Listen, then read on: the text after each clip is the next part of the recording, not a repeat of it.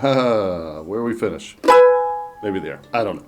All right, so that's a little bit of Etta Baker's Brown's Boogie. Great old boogie tune that she did.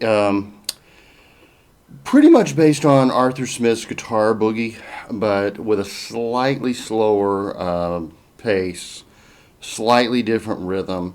And it's interesting because, I mean, for a mandolin player, we don't play a lot of boogie on the mandolin, but it can absolutely be done. And it's really following a lot of the principles I've been teaching in my chord lessons.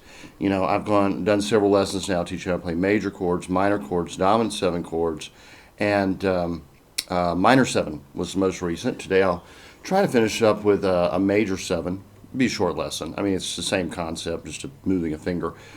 But we're looking at roots, 3, 5s, and 7s when you're playing a boogie. So you're in the key of E. Again, you can play the key of E on the mandolin. Just because a lot of people don't doesn't mean you can't.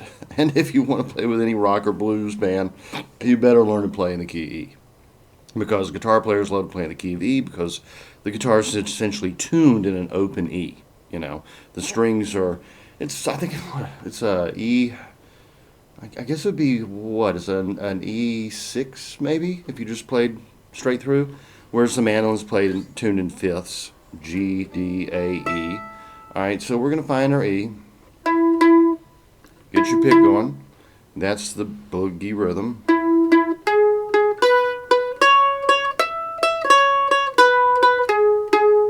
Super simple. E. I guess this could be G sharp. B. B, D sharp, no, C sharp, yeah, B, C sharp, E.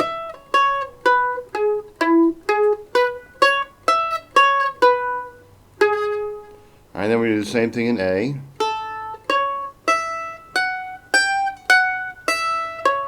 But we're changing it up just a little bit. That's what keeps it interesting. Instead of going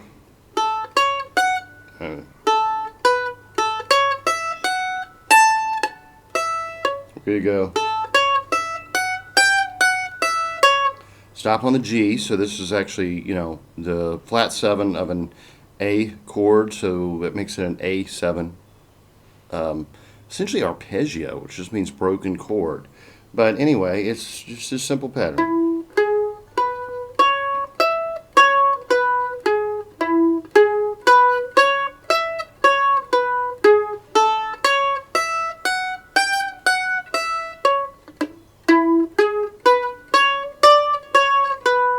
You see that time we varied we variated a little bit. Instead of going up to the E, we stopped on the D.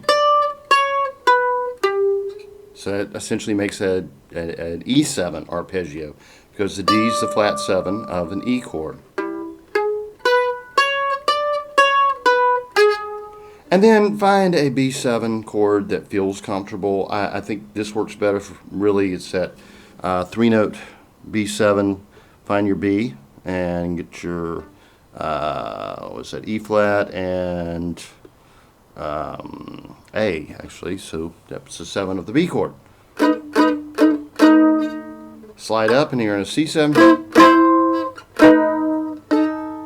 So C, B, open A, back to your E note. Now, yeah, this is, you know, technically an E chord. We could play but it sounds better if you leave it open and go.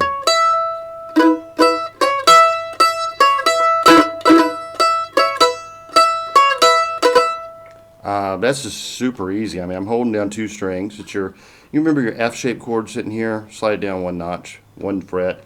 Leave that E open and keep bouncing back and forth between that and the C sharp or the D flat, whatever you want to call it, the 4th fret.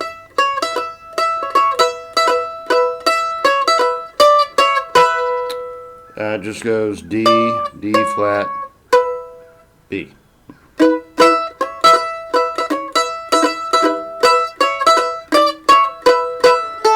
Back to the A. E. Back to the B7.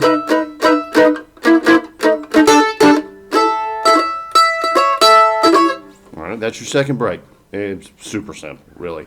Um, Third break is even more simple. We're going to play our E chord out of this shape right here, grabbing that the A flat or G sharp. Just slide it in. So.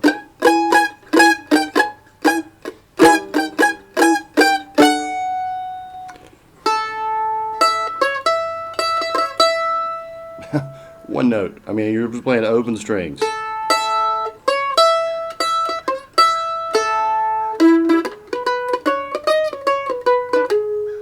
Back to the B7.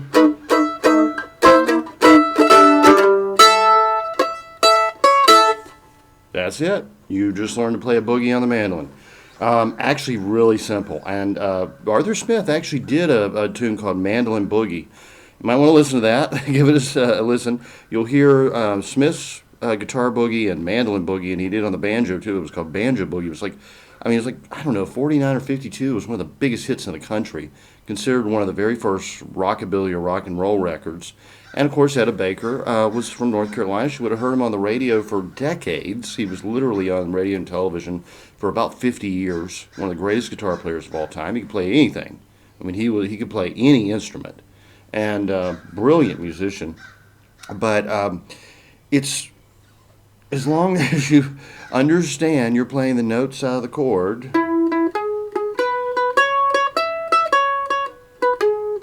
You're not going to get lost. So I'll just go one more time through, and I think we're good. All right, 2, 3.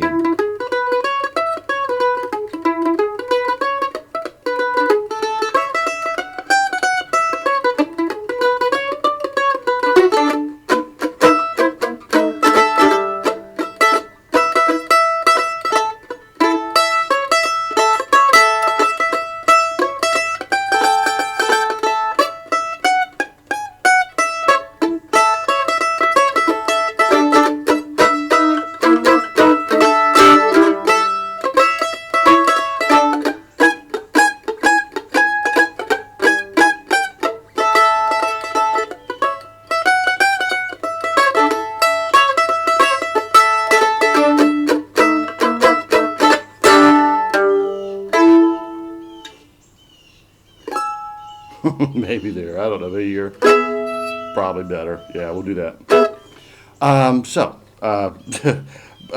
Play around with it. Get used to the boogie rhythm, and you'll be able to play a lot of interesting things on the mandolin that you really rarely ever hear on the mandolin. I mean, you don't hear a lot of boogie on the mandolin, and it's a shame because it's easy to do. Because of the fifth style tuning, your patterns just repeat across the neck.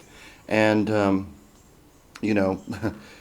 if your E is here, your A is an open string. So E, F, G, A, that's the fourth. So anywhere you have on the neck, if I was coming up to D, the B is a fourth up from that, and I'd be playing, I'd be back alternating from here. See, it's really very simple when you think about the way the neck of the mandolin is arranged, because they're just essentially patterns that repeat. It's a symmetrical instrument, far easier to play than guitar, really, and especially in that regard. So, y'all, have a great week. Remember, email me if you have any questions. I got 2 email addresses, southernappalachianherbs@gmail.com, because I actually make my living teaching people about herbal medicine, essentially, and writing books about it. But also judson@judsoncarroll.com, or you can leave a comment on the YouTube channel, and I'll get back with you if you got any questions. Just let me know.